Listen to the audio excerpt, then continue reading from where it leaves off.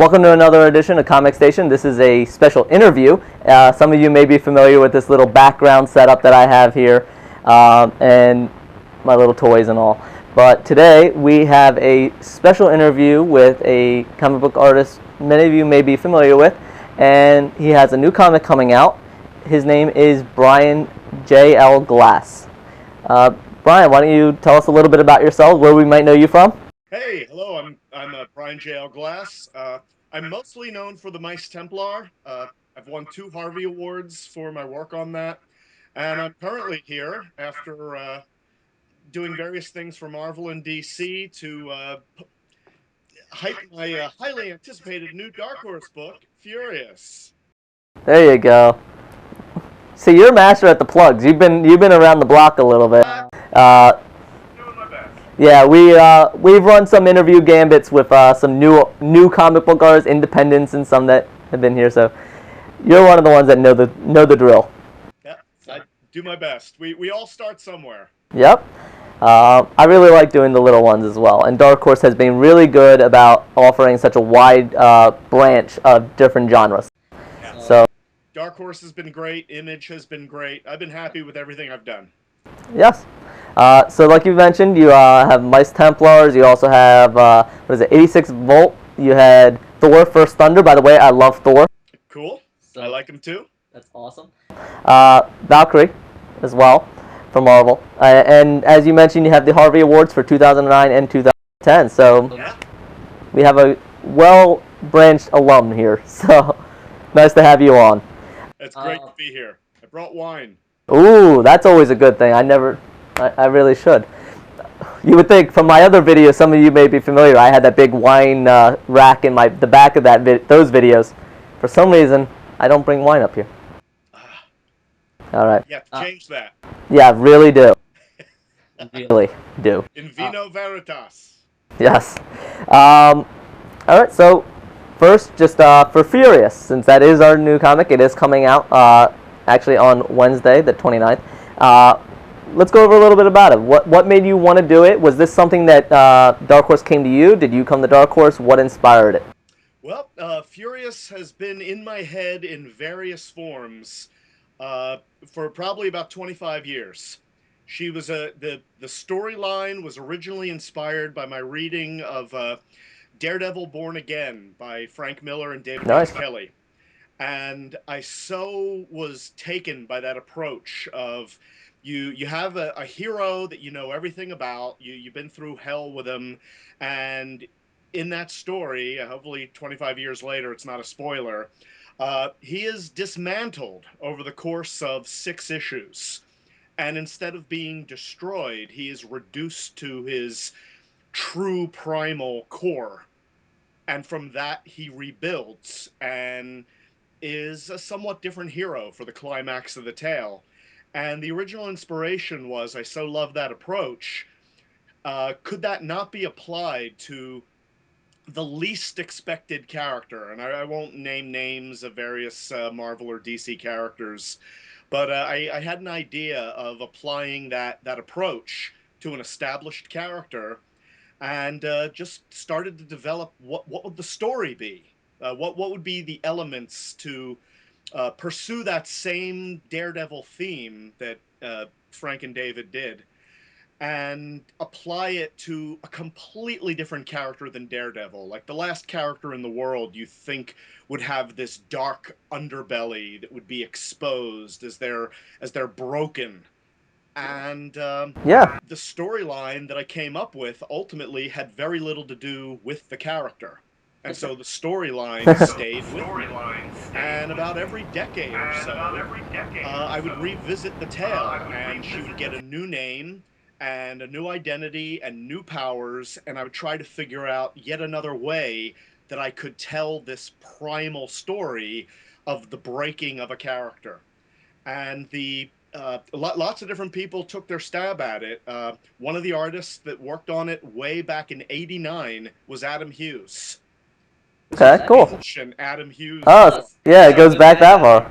Yeah, yep. And then Mike Oeming took a stab. Oh, nice. A few other artists. Mm-hmm. And but the dilemma was always okay, the moment if you're doing a character in the Marvel or DC universe, you've got all that established continuity, and the universe is already pre-built for you.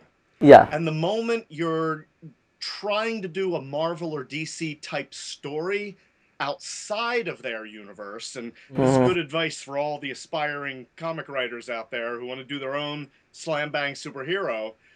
Uh, the moment you don't have that established universe, you're building your own. And one of the dilemmas is you're really just building a clone of what Marvel and DC have done for the last 50 to 70 years.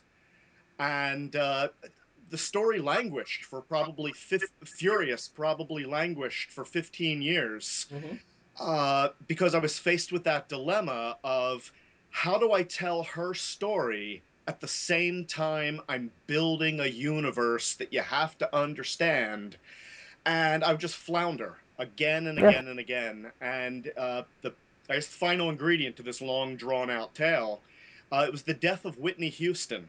Oh, Whitney interesting. Houston passed away early 2012, and there was one particular guy had a response that everyone was pouring out their grief and their reaction, and he came out and said, "This isn't a surprise. We all saw this happen." And then a little bit later, Patton Oswalt tweeted, "We watched her kill herself in slow motion, and nobody did anything." And I went, that is somewhere in there my hook for Furious. So instead of telling the tale, We don't want to go into spoilers or anything, but I won't. Instead of telling the tale of the superhero who falls, yeah. I'm going to take a completely other character and have the fall out of the way. And Wow. this is the broken wreckage that is trying to redeem themselves. Oh, that's awesome. Yeah, people like train wrecks. So, Yeah. without going into spoilers, you maybe gave a little hint in there, but there is some train wreck. There's a lot of them probably going on in the news right now. Yes. Doesn't matter when this was recorded because there always is. So It's the sad truth. very true. But I really liked. By the end of the first issue, you get the idea. You're pretty well solid on what this spoiler will be, but it's an interesting new take, and I think it's something probably it touches on something that a lot of people in their spare time have probably thought to themselves a lot about how some people, like you said, train wreck. So, the media has a fascination with human train wrecks, and Furious intends to exploit the exploitation of the media with train wrecks. yeah, there's a lot of exploitation. There's a whole TMZ built their lives around that. But I liked it. So you mentioned a number of artists. Who was the artist that finally went on to issue number for Furious? It was ultimately Victor Santos. He's a Spanish artist. He lives on the northern coast of Spain. And I've been working with Victor for the past 5 years on Mice Templar. And so he's been a dream to work with on Furious. Good, some history, so you work well together. Yeah, I was gonna say the artwork was very nice. It has I don't want to say rough edge to it, but there's a lot of emotion that you can like. The lines may blur a little bit when getting angry and such. So I like it. So I do want to mention, so Furious, it touches on, you got a superhero, there's some emotional, there's some psychological issues going on. There is, I want to say, probably a tale of redemption, or attempted redemption. Attempted redemption. Don't want to give anything away. No, and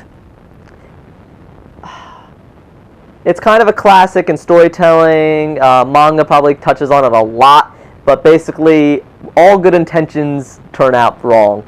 So it comes on to that. So there's a lot of things in here that people will be able to relate to, and once you read issue number 1, I think it'll have a nice grab there at the end.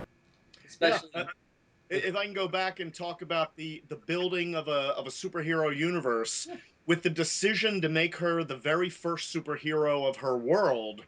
Her world otherwise is our world. Yeah. And so, like, our world and its media, and how would the media respond if an actual real superhero showed up, is what we're exploring. And so I didn't have to bother with this isn't a tale with superhero teams or generational Yeah. legacies. Just here she is. She is the first of her kind. Yeah. She will not be the last.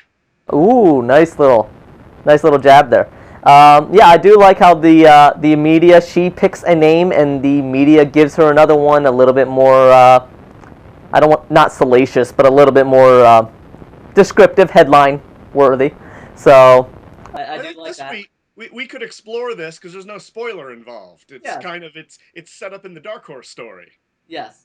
So That essentially she wants to be the beacon as an Beacon of expression of what she intends.